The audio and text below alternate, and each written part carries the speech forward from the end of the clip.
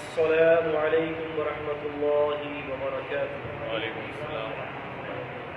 الحمد للہ رب العالمین والصلاة والسلام على أشرف الأنبياء والمرسلين وعلى آله وصحبه أجمعين ومن تبعهم بإحسان إلى يوم الدين، أما بعد، فأعوذ بالله السميع العليم من الشيطان الرجيم، بسم الله الرحمن الرحيم، ظهر الفساد في البر والبحر بما كسبت أيدي الناس۔ قال محمد بن إسماعيل البخاري رحمه الله تعالى قال حدثنا موسى بن إسماعيل حدثنا أبو عوان عن مغيرة عن أبي واعل قال قال عبد الله رضي الله تعالى عنهما قال النبي صلى الله عليه وسلم أنا فرتكم على الحوض فليرفعن إلي رجال منكم حتى إذا أهويت لأناوله مختلجوا بي فأقول أي ربي أصحابي فيقول لا تدري ما أحدث بعدك۔ امام بخاری رحمہ اللہ فرماتے ہیں کہ ہم سے موسیٰ بن اسماعیل رحمہ اللہ نے نقل کیا، انہوں نے کہا کہ ہم سے ابو عوان نے اور ان سے مغیرہ نے اور انہوں نے ابو واعل سے اور انہوں نے کہا کہ سیدنا عبداللہ بن مسعود رضی اللہ تعالی عنہ سے روایت نقل کرتے ہیں، وہ فرماتے ہیں کہ رسول اللہ صلی اللہ علیہ وسلم نے فرمایا انا فرتکم علی الحوض، کہ میں تمہارا پیش خیمہ ہوں گا حوض کوثر پر، میں تم سے پہلے حوض کوثر پر ہوں گا۔ فَلْيُرْفَعَنَّ إِلَيَّ رِجَالٌ مِّنْكُمْ، تو پھر میری طرف کچھ آدمی آئیں گے، رجال سے اندر رجال میں نساء بھی داخل ہے، یعنی امتی آئیں گے نبی پاک صلی اللہ علیہ وسلم کے، حَتَّى إِذَا أَحْوَيْتُ لِأُنَاوِلُهُمْ، فرمایا کہ یہاں تک کہ وہ میری طرف آئیں گے جب میں ان کی طرف جھکوں گا تاکہ میں ان کو لِأُنَاوِلَهُمْ کہ میں ان کو پانی پلاؤں، تو مجھے سامنے سے ان کو دور کر دیا جائے گا۔ فَأَقُولُ، تو پھر میں کہوں گا اے ربی، میرے رب، اے میرے رب، اصحابی، یہ میرے صحابہ ہیں۔ فَيَقُولُ، کہا جائے گا لا تدری، آپ کو معلوم نہیں، ما احدث بعدک، انہوں نے آپ کے بعد کیا دین میں نئی نئی باتیں ایجاد کی، آپ کو اس کا علم نہیں ہے۔ کتاب الفتن 101 احادیث کے مجموعے پر مبنی ہے، اور اس کے اندر 18 کے قریب عنوانات قائم ہیں۔ ترجمۃ الابواب،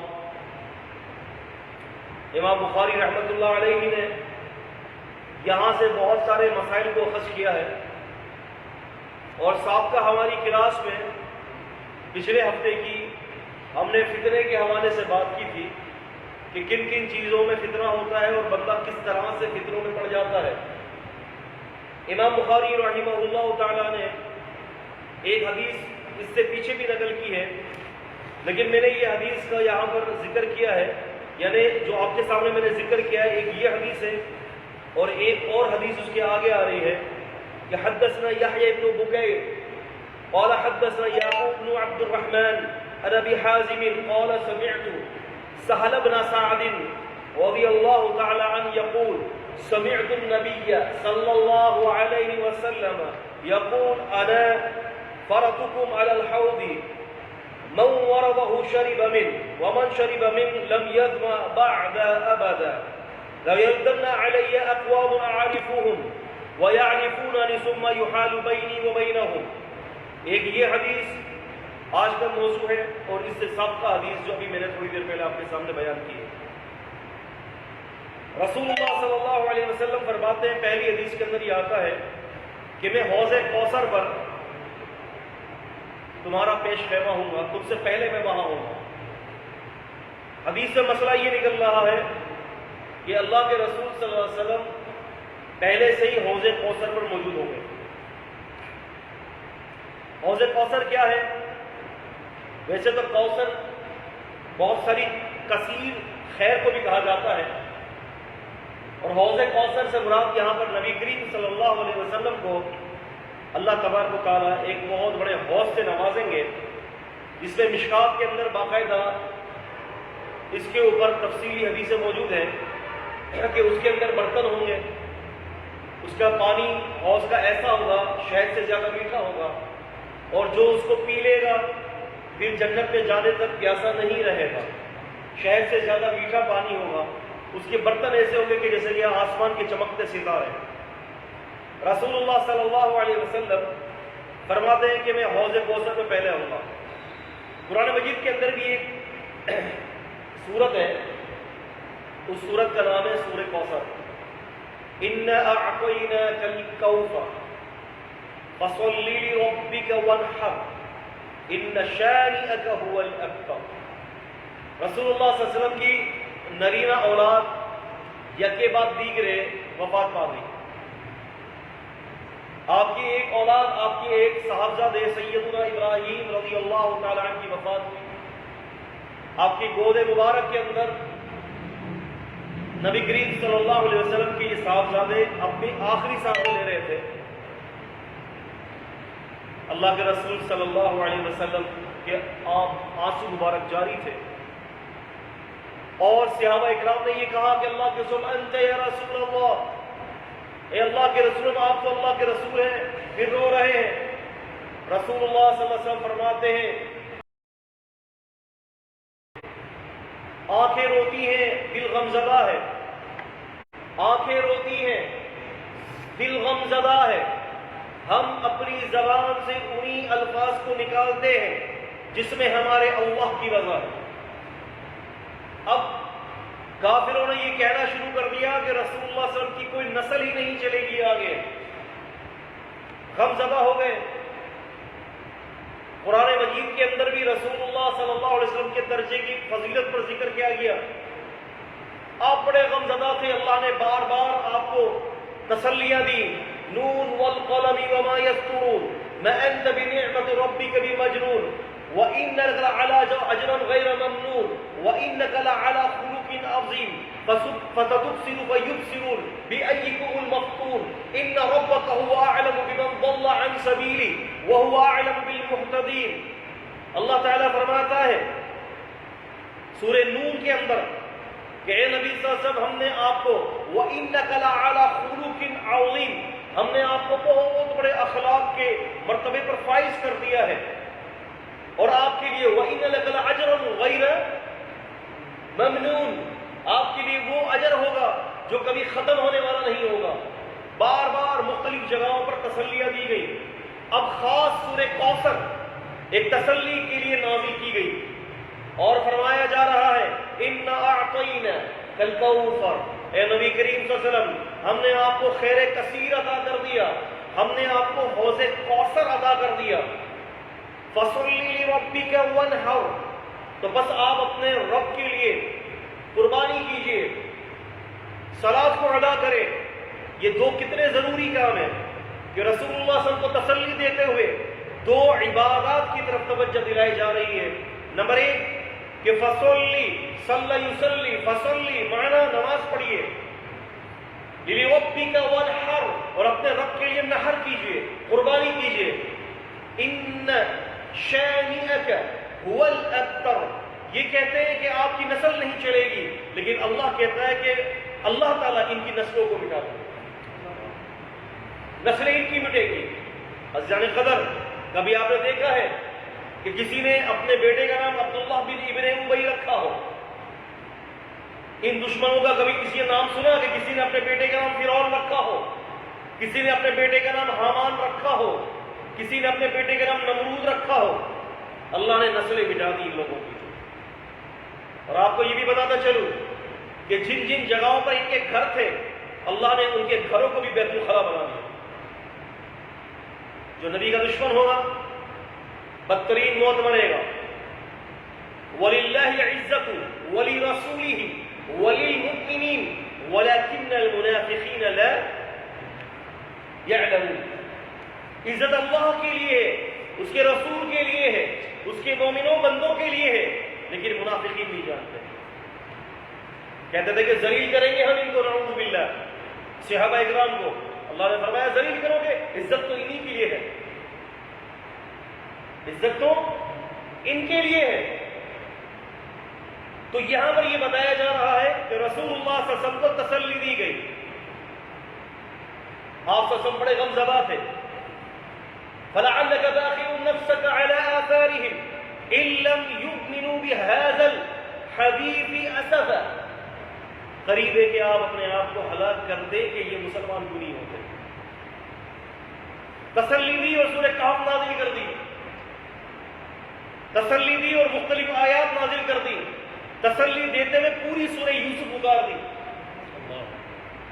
کہ آپ غمزدہ نہ ہو، آپ سے پہلے نبیوں کے اوپر بھی آزمائش کے پہاڑ ٹوٹے ہیں۔ اب چونکہ رسول اللہ صلی اللہ علیہ وسلم فرماتے ہیں اشد البلاء علی الانبیاء ثم الامس فالامس، سب سے زیادہ تکلیفیں نبیوں پر آتی ہیں، پھر ان پر آتی ہیں جو ان سے قریب ہوتا ہے، پھر ان پر آتی ہیں جو ان سے قریب ہوتا ہے، اور نبیوں میں سب سے اعلیٰ اور ارفع نبی محمد رسول اللہ صلی اللہ علیہ وسلم ہے، اور آپ پر سب سے زیادہ تکلیفیں آئیں، آپ پر اتنی تکلیفیں آئیں کہ تمام نبیوں پر اتنی تکلیفیں نہیں آئیں۔ تو پھر جب جس کو سب سے زیادہ تکلیفیں دی گئیں اس کے لیے اجر بھی اتنا ہی ہے۔ وَإِنَّ لَكَ لَأَجْرًا غَيْرَ مَمْنُونٍ، آپ کے لیے تو اجر ایسا ہے جو کبھی رکنے والا نہیں۔ اللہ، تو یہ حوض کوثر، یہ خیر کثیر دے دی گئی۔ صحابہ نے کہا تھا نا کہ اللہ کے وسلم آپ قیامت کے دن اپنے امتیوں کو کیسے پہچانیں گے؟ آپ نے فرمایا محجلین، ہاتھوں کے اور چہروں کی چمک کی وجہ سے۔ تم جو وضو کرتے ہو، وضو کرتے وقت یہ جو تمہارے جو وضو کے جو جسم کے جو اعضاء ہیں، قیامت کے دن یہ چمکیں گے۔ دنیا کی سارے نبیوں کی امتیں ہوں گی اور میری امت آ رہی ہوگی چہرے اور ہاتھوں کے چمک کے ساتھ آ رہی ہوگی، میں پہچان لوں گا، میں ان کو پہچان لوں گا کہ یہ میرے امتی ہیں۔ پھر نبی علیہ السلام فرماتے ہیں کہ اَنَا فَقْتُكُمْ عَلَى الْحَوْضِ، حوض پر میں تمہارا پیش خیمہ ہوں گا، اللہ انتظار کروں گا، اپنے امتیوں کا انتظار کروں گا۔ لیکن یہ کوثر خود دور ہے۔ اس سے پہلے جو سب سے بڑی فکر ہے اب موت کی فکر ہے، کس حال میں موت ہوگی اس کی فکر ہے۔ حوض کوثر تو بہت دور ہے۔ خاتمے کی فکر ہے، خاتمے کی رسول اللہ صلی اللہ علیہ وسلم فرماتے ہیں انما الاعمال بخواتم، اعمالوں کا دار و مدار خاتمے پر ہے۔ حوض کوثر تو بہت دور ہے، خاتمہ کس عمل پر ہوگا؟ اگر خاتمہ بہتر ہو گیا تو حوض کوثر کی خواہش ہے۔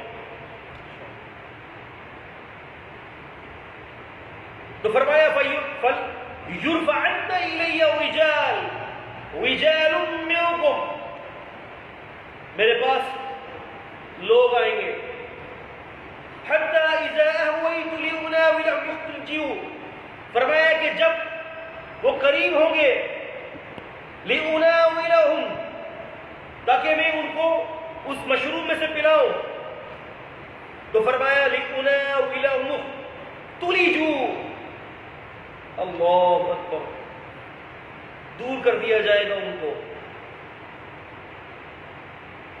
فرمایا دونی، مجھ سے ہٹا دیا جائے گا۔ فَأَقُولُ أَيْ رَبِّ أَصْحَابِي، میں کہوں گا یہ میرے رب، یہ میرے صحابہ ہیں۔ فَيَقُولُ لَا تَدْرِي مَا أَحْدَثُ بَعْدَكَ، کہا جائے گا آپ کو نہیں پتا کہ یہ آپ کے بعد انہوں نے دین کو بدل دیا تھا۔ اب یہاں پر فرمایا جا رہا ہے کہ وہ میرے قریب ہوں گے، لِأُنَاوِلَهُمْ تُلِجُوا، تاکہ میں ان کو پانی پلاؤں، مجھے دور کر دی، ان کو مجھ سے دور کر دیا جائے، اور میں کہوں گا میرے صحابہ ہیں۔ اب یہاں پر پہلا مسئلہ یہ ہے کہ ان کو دور کر دیا جائے گا. آپ قریب ہوں گے پانی پلانے کے لیے، دور کر دیا جائے گا، یعنی حوض تک وہ امتی پہنچیں گے. اللہ اکبر. بھی فرمایا کہ میں کہوں گا اصحابی، یہ میرے صحابہ ہیں. صحابہ سے مراد کیا ہے؟ محمد علی مرزا نے اور روافظ نے اصحابی سے مراد صحابہ لیا ہے، کیونکہ رافضیوں کا یہ عقیدہ ہے، روافظ کا یہ عقیدہ ہے کہ 4 یا 5 صحابہ کے علاوہ سارے مرتد ہو چکے تھے. اور میں نے یہ کہا تھا پہلے ہی، اکثر لوگ یسألوننی فی هذه المسئلہ، اکثر لوگ مجھ سے اس مسئلے کے بارے میں پوچھتے ہیں. وہ اقول، اور میں یہ کہتا ہوں، المراد ہے ہنا، المراد ہے ہنا اصحابی ای امتی، کہ یہاں پر اصحاب سے مراد پیغمبر علیہ السلام کی امت ہے، کیونکہ یہ قانون ہے الحدیث یفسر بعضہ بعضا، ایک حدیث دوسری حدیث کی تفسیر کرتی ہے. الحدیث یفسر بعضہ بعضا، ایک حدیث دوسری حدیث کی تفسیر کرتی ہے. یہاں پر آئے میرے صحابہ. اب یہاں پر اس مسئلے کو سمجھ لیں، ایک ہوتا ہے لغوی معنی اور ایک ہوتا ہے اصطلاحی معنی. یہاں لفظ اصحابی لغوی معنی مراد ہے، اصطلاحی معنی مراد نہیں ہے. کیا مراد ہے یہاں سے؟ لغوی معنی مراد ہے. لغوی معنی سے مراد، صحابہ سے مراد یہ ہے ہر وہ شخص جس نے نبی علیہ السلام کا کلمہ پڑھ لیا، ہر وہ شخص چاہے وہ کسی بھی دور سے ہو، وہ نبی علیہ السلام کا صحابی ہے. مثال کے طور پر امام ابو حنیفہ رحمہ اللہ کے بارے میں آج کا اگر کوئی مسئلہ ہوتا ہے تو بتا دیتے ہیں کہ بھئی یہ مسئلے کی طرف امام ابو حنیفہ کے صحابہ گئے، الیہ ذہب اصحاب ابی حنیفہ رحمہ اللہ تعالی، کہ اسی طرف ابو حنیفہ رحمہ اللہ کے اصحاب گئے. جبکہ اصحاب سے مراد تو وہ لوگ بھی ہیں جو بعد کے 200 سال 300 سال 400 سال کے، لیکن اصحاب کہا جاتا ہے. الیہ ذہب اصحاب امام شافعی، اسی کی طرف امام شافعی کے اصحاب گئے. حالانکہ کافی دور کے ہیں وہ اصحاب. اصحاب کیوں کہا گیا؟ اصحاب وہ جس کو ہم کہتے ہیں انگریزی زبان میں فالوورز، فالو کرنے والے. تو یہاں پر یہ کیا معنی، کس اس کے اندر مراد ہے؟ یہ لغوی معنی. اصطلاحی معنوں کے اندر مراد نہیں ہے، کیونکہ اصطلاحی معنوں میں تو صحابہ کہتے ہی اسی کو ہیں کہ جو کلمے کی، جو مسلمان ہو کے کلمہ پڑھ کے نبی کی زیارت کرے اور پھر وفات کی وقت میں کلمے کے ساتھ جائے، ایمان کی حالت میں نبی صلی اللہ علیہ وسلم کو دیکھے اور وفات بھی ایمان کی حالت میں ہو. ابن حجر الاسقلانی رحمہ اللہ نے الاصابہ کے اندر مقدمے کے اندر اس مسئلے پر تفصیلی بحث کی. اور لغوی کیا ہے؟ سارے لوگ شامل ہیں. ہم بھی اصحاب نبی علیہ السلام کے، ہم بھی کیا ہے؟ اصحاب ہیں. نحن من اصحاب النبی صلی اللہ علیہ وسلم. اس پوائنٹ آف ویو سے، لغوی پوائنٹ آف ویو سے ہم نبی کریم صلی اللہ علیہ وسلم کے اصحاب میں سے. لیکن صحابہ اگر ہم اصطلاحی معنی مراد لیں تو وہ صحابہ ہیں جنہوں نے نبی علیہ السلام کو کلمے کی حالت میں دیکھا اور کلمے کی حالت میں فوت. آپ سمجھ رہے ہیں؟ شیعہ اور رافضی میں ایک فرق ہے. وَهَذِهِ مَهِمَّةٌ جِدًّا، اور یہ بہت اہمیت کے حامل ہے، اس کو لکھ لیں کہ شیعہ اس کو کہا جاتا ہے کہ جو تفضیل کا قائل ہوتا ہے. تفضیل کا، تفضیل کہتے ہیں کہ علی رضی اللہ تعالیٰ عنہ کی فضیلت کو ابو بکر پر فوقیت دینے والا، عمر رضی اللہ عنہ کو فوقیت دینے والا. تفضیل ضوابط کے ساتھ ہے، فضیلت دینے والا، یعنی ابو بکر اور عمر پر علی رضی اللہ کو فوقیت دینے والا، اس کو کہتے ہیں شیعہ. اس سے کوئی بندہ اہل السنہ سے خارج نہیں ہوتا. رافض اس کو کہتے ہیں، رافضی، کہ جو صحابہ اکرام کو مرتد کہتے ہیں، نعوذ باللہ من ذلک، العیاذ باللہ، جو صحابہ اکرام کو کیا کہے؟ مرتد۔ آپ دیکھیں نا، محدث ابن المبارک عبداللہ بن مبارک رحمہ اللہ سے کسی نے پوچھا آپ افضل ہیں کہ امیر معاویہ رضی اللہ تعالی عنہ؟ تو کہنے لگے کہ اللہ کی قسم، امیر معاویہ رضی اللہ عنہ جس گھوڑے پر بیٹھتے تھے نا، امیر معاویہ رضی اللہ تعالی عنہ جس گھوڑے پر بیٹھتے تھے، اس گھوڑے کے کھروں سے جو دھول اڑتی تھی، ابن المبارک وہ بھی نہیں ہے۔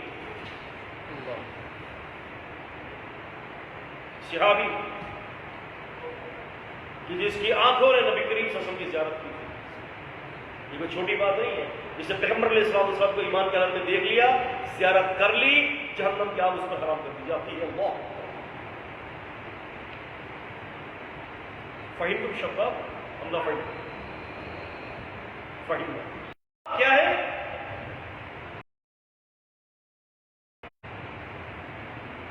لغوی معنی کا، اور وجہ کیا ہے؟ وجہ یہ ہے کہ دوسری حدیث جو ہے رسول اللہ صلی اللہ علیہ وسلم فرماتے ہیں انا فرطکم علی الحوض من ورده شرب من، میں تمہارا انتظار کروں گا حوض کوثر پر، جو وہاں آئے گا وہ اس میں سے پانی پیے گا، ومن شرب من، اور جو اس میں سے پانی پیے گا لم یظمأ بعد ابدا،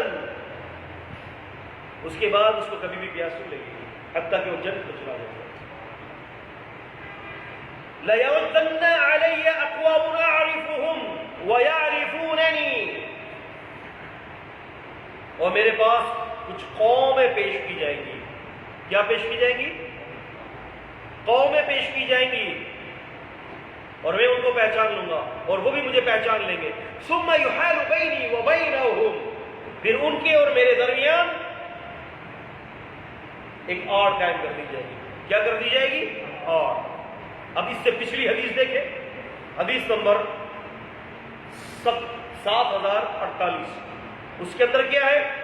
آپ نے فرمایا انا علی حوض تضر من يرد علی فیوخذ بناس من دونی فاقول امتی، فرمایا کہ میں لوگوں کا انتظار کروں گا، لوگ میرے پاس آئیں گے، اور آپ نے فرمایا کچھ لوگوں کو میرے پاس پہنچنے سے پہلے ہی گرفتار کر لیا جائے گا، فیوخذ بناس من دونی، فرمایا ان لوگوں کو پکڑ لیا جائے گا، فاقول امتی، میں کہوں گا اے اللہ یہ میری امت ہے۔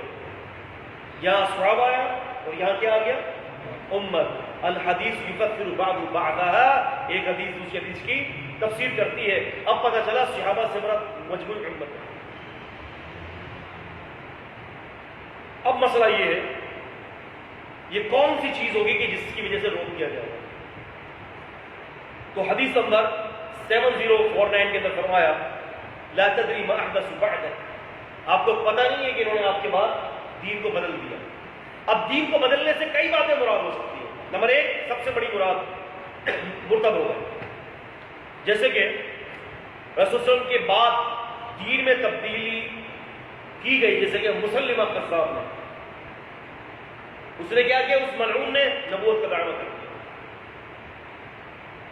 اس کے پیروکار، اس کے فالوورز، ٹھیک ہے، نبوت کے دعوے دار۔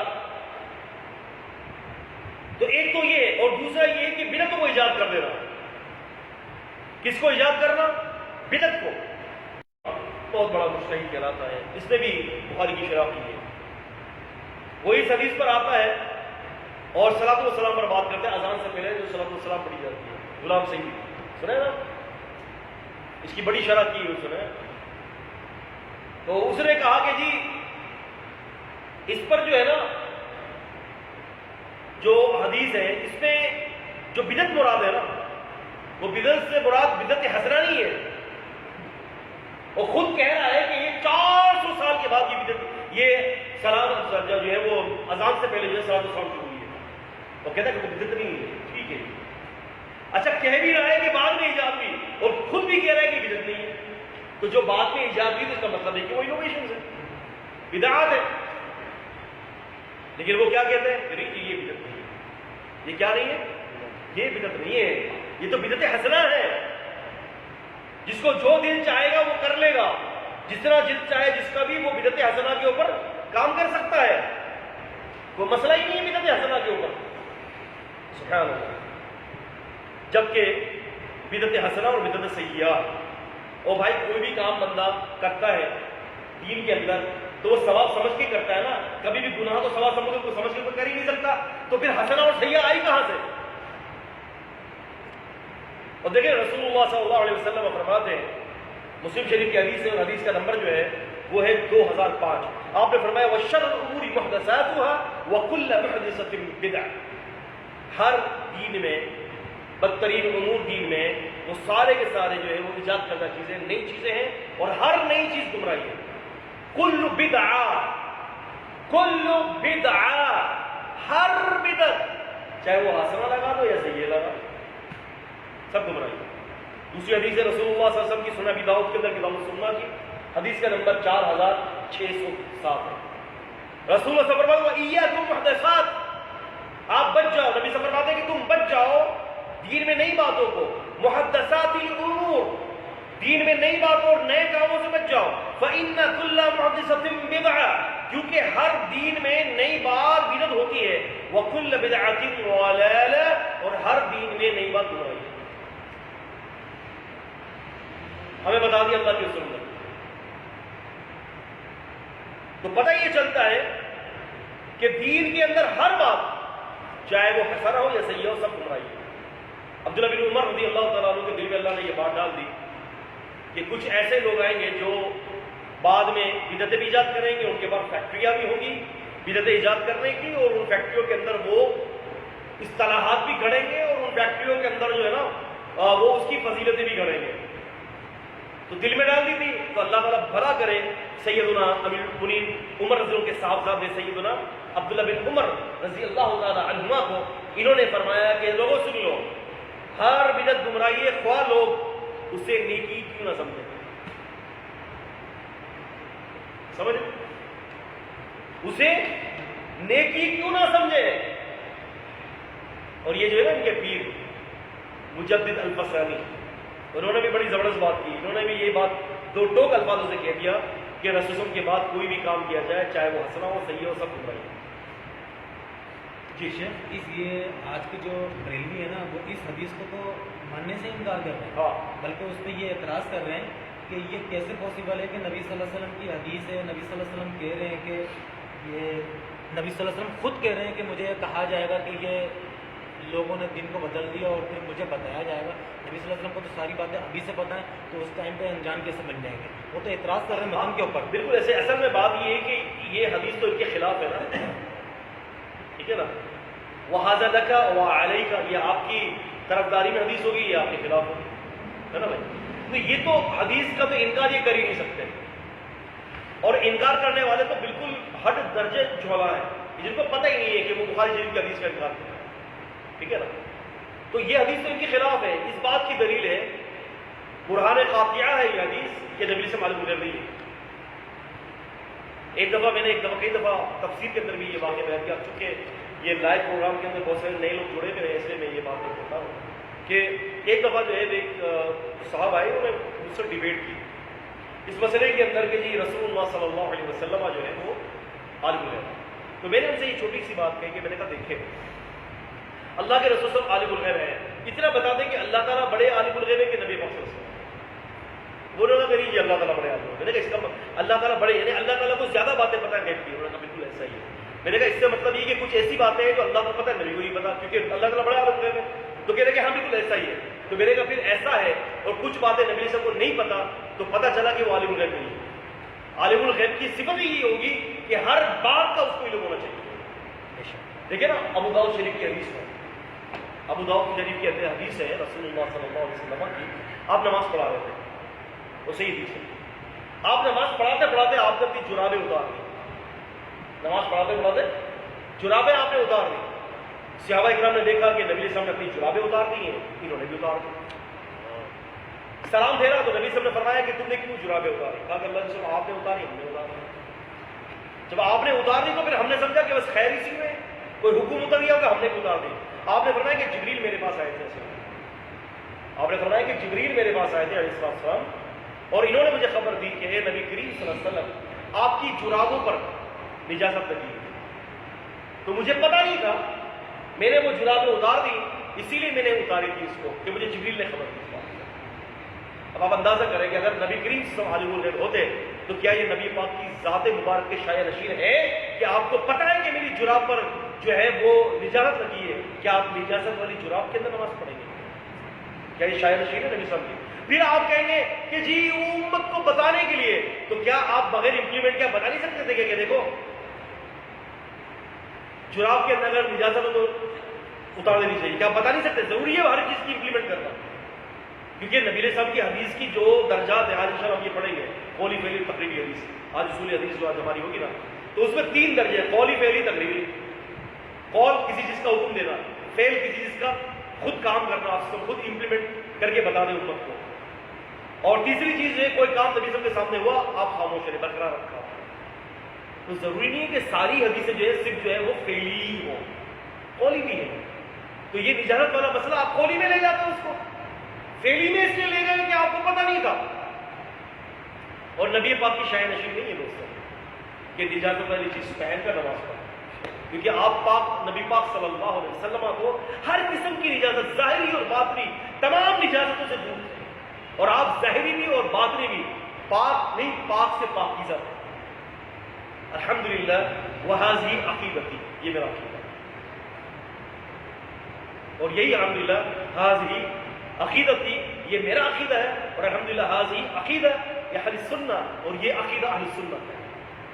اہل سنت کے لیے کہ نبی پاک صلی اللہ علیہ وسلم ظاہری طور پر اور باطنی طور پر ہر اعتبار سے پاکیزہ.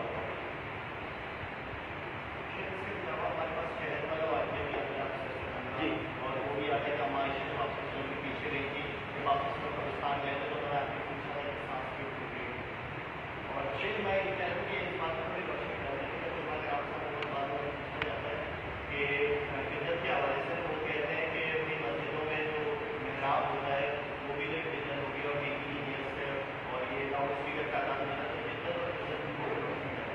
ہاں دیکھیں، اس میں یہ ہے بدعت کے حوالے سے کہ میں نے کہا نا کہ نیکی سمجھنا، دین میں اضافہ. یہ مسجد کے اندر ٹائلیں لگا دی، مسجد کے اندر لاؤڈ اسپیکر لگا دیا، یہ کیمرے یوز ہو رہے ہیں، یہ لاؤڈ اسپیکر یوز ہو رہے ہیں، یہ مائک یوز کر رہے ہیں ہم ایکس وائی زیڈ. تو کوئی بھی ہم ان چیزوں کو بطور ایک سہولیات کے استعمال کر رہے ہیں، یہ جدت ہے. جیسا آپ نے کہا یہ جدت ہے، ہم اس کو دین کا حصہ نہیں بناتے.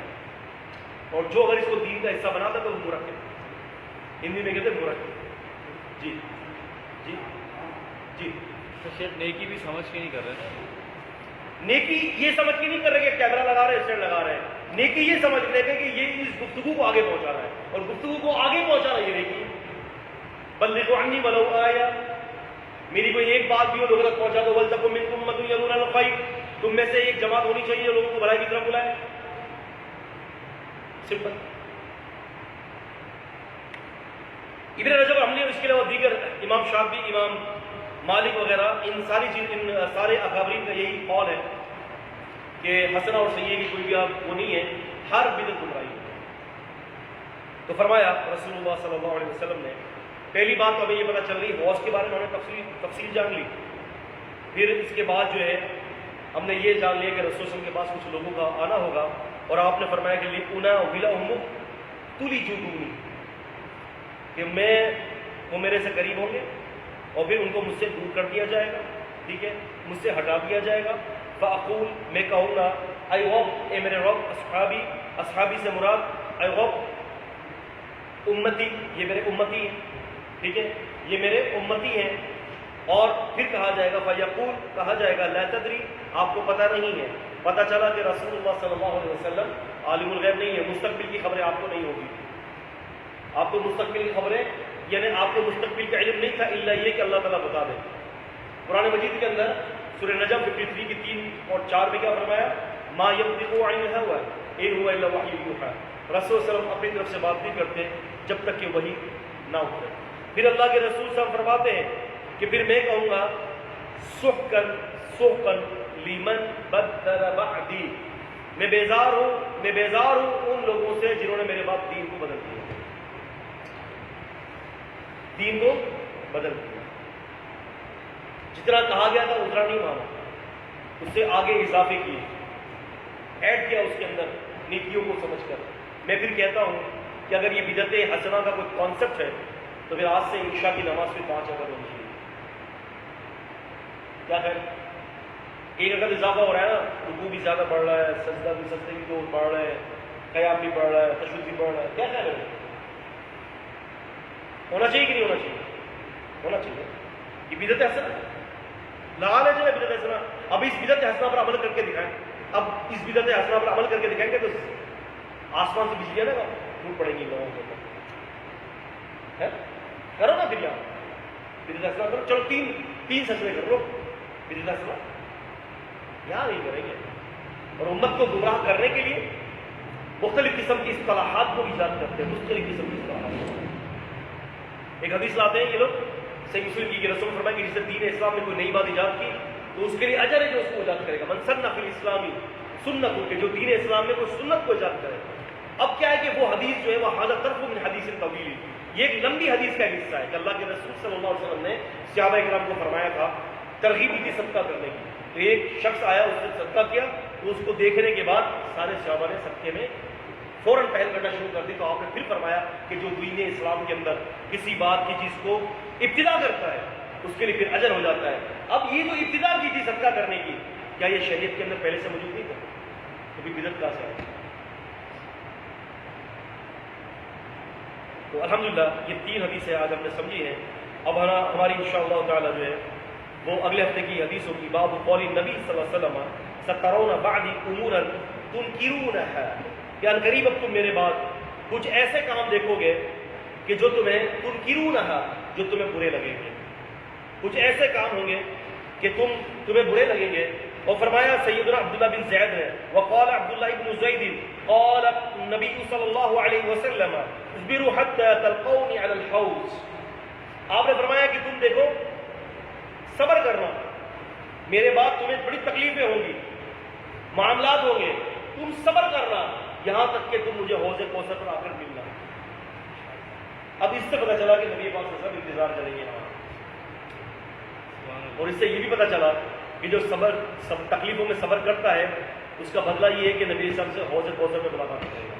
اب آپ اندازہ کریں کہ رزلٹ لینے کے لیے ہم حوض کوثر میں پہنچیں گے، پیغمبر علیہ السلام وہاں پہلے سے ہی موجود ہوں گے، آپ انتظار کر رہے ہوں گے، اور آپ اندازہ کریں کہ بکر، زید، حامد، عبداللہ، ابو بکر، اسامہ، یہ سارے پہنچے ہوئے ہوں گے وہاں پر، اور اللہ کے رسول دیکھیں گے ان کو اور دیکھیں گے چہرے چمک رہے ہوں گے، آپ بلا لیں گے ادھر صحیح نصیب، ادھر آ جاؤ، ادھر آ جاؤ، میرے ادھر آ جاؤ۔ پھر دستے مبارک سے جو ہے مشروع کیا جائے گا، دستے مبارک سے۔ پھر اس کے بعد ایک طویل کھڑیاں ہوں گی، طویل کھڑیاں ہوں گی، وہاں پر پیاس ہی نہیں لگے گی، لوگوں کے حلق خوش ہوں گے، لوگ چیختے پڑیں گے، اور ایک ایسا وقت آئے گا کہ لوگ حشر کے میدان میں کھڑے ہوں گے، اتنے عاجز آ جائیں گے، اتنے عاجز آ جائیں گے، سر پر سورج ہوگا، اتنے عاجز آ جائیں گے، اللہ سے دعا کریں گے یا اللہ یہاں سے نکال دے، بھلے جہنم میں پھینک دے۔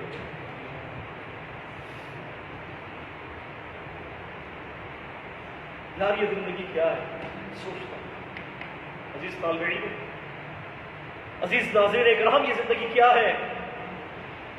صرف اتنی ہے کہ جتنی زندہ ہے،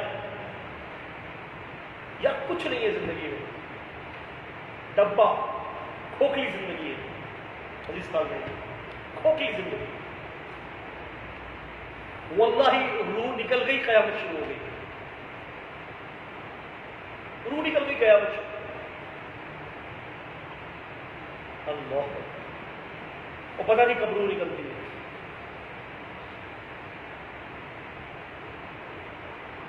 اسی لیے اللہ تعالیٰ نے جو ہے بڑی سختی سے ذکر کیا اس بات کا کہ مرنے سے پہلے مرنے کی تیاری کرو، پھر پچھتاوا نہ ہو جائے تمہارا، پچھتاوا۔ تو رسول صلی اللہ علیہ وسلم فرماتے ہیں کہ تم صبر کرنا، تم اپنے امیر کے اندر، اپنے خلیفہ کے اندر ایسی باتیں دیکھو گے جو تمہیں بڑی تکلیف دہ ہوں گی. وہ نماز نہیں پڑھیں گے، وہ نماز کو لیٹ کریں گے، وہ ظلم کریں گے، وہ فساد کریں گے. صبر کرنا. اور ہوش میں آ کر مجھ سے ملاقات کرنا. صحابہ نے فرمایا قالوا فما تأمرون یا رسول اللہ صلی اللہ علیہ وسلم. اللہ کے نبی اب ہمیں کیا حکم دیتے ہیں؟ قال فرمایا ادوا الیہم حقهم، فرمایا کہ ان کے حق تم ان کو دیتے رہو. وَسَلُوا اللَّهَ حَقَّكُمْ، اور تم اپنا حق اللہ سے مانگو. حق دیتے رہو. جب حق لینے کی باری آئے تو اللہ سے مانگنا، ان سے مطالبہ نہ کرنا. میں یہی کہتا ہوں کہ گھروں کے اندر بھی میاں بیوی، ساس بہو، یہ سب جھگڑے ختم نہیں ہوتے. اس لیے ختم نہیں ہوتے کہ ہر بندہ اپنا اپنا حق مانگ رہا ہوتا ہے. واللہ تم حق دینے کی کوشش کرو، اور جب اس سے لینے کی باری آئے تو اللہ سے حق مانگ لیا کرو. آج ہر حق کوئی کہتا ہے کہ ہمیں ہمارے رائٹس چاہیے. بیوی کے لیے خاوند مجھے میرے حقوق نہیں دے رہا، خاوند کہتا ہے بیوی میرے حقوق نہیں دے رہی، ساس کہہ رہی ہے میری بہو میرے حقوق نہیں دے رہی، نن کہہ رہی ہے یہ میری بھابھی نہیں دے رہی، یہ وہ نہیں دے رہی، وہ نہیں دے رہا، یہ نہیں دے رہا، وہ نہیں دے رہا. واللہ تم سب ایک دوسرے کے حقوق دینے کی کوشش کرو، اور جب اپنے حقوق کی باری آئے تو پھر اللہ سے سوال کر لو اپنے حق کا، وہ دلائے گا تمہیں. تو فرمایا رسول اللہ صلی اللہ علیہ وسلم نے یہ فتنہ یہاں حکومت کے حوالے سے بتایا جا رہا ہے کہ جو صاحب حکومت ہے، آپ نے فرمایا انکم سترون بعدی اثر وامورا تنکرونها. آپ نے فرمایا کہ تم میرے بعد ایسے ترجیحات اور امور میں دیکھو گے جس کو تم ناپسند کرو گے. صحابہ نے فرمایا یا رسول اللہ فما تأمرون، آپ ہمیں کیا حکم دیتے ہیں؟ فما تأمرون، آپ ہمیں کیا حکم دیتے ہیں؟ اللہ کے نبی نے فرمایا کہ ادوا الیہم حقهم، اور فرمایا کہ ان کے حق ان کو دے دیا کرو. لیکن تمہارے حق کی جب باری آئے تو حق ان سے مت مانگنا، بلکہ اپنے حق اللہ سے مانگنا. بتائیے کہ جب بندہ اپنے حق نہیں لے گا اور دینے کی کوشش کرے گا تو عزیز طالب علموں فساد ختم نہیں ہو جائے گا زمین پر. امام بخاری یہی سمجھا رہے ہیں کہ اگر فساد ختم کرنا چاہتے ہو تو حق کا مطالبہ مت کرنا، حق دینے کی کوشش کرنا، اور جب مطالبے کی باری ہو تو ہاتھ اٹھا لینا اللہ کے ساتھ. اللہ تعالیٰ ہمیں صبر کی توفیق عطا فرمائے، خیر کے درس فرمائے. اقول قولی ھذا استغفر اللہ لي ولکم ولسائر المسلمین. السلام علیکم ورحمۃ اللہ وبرکاتہ.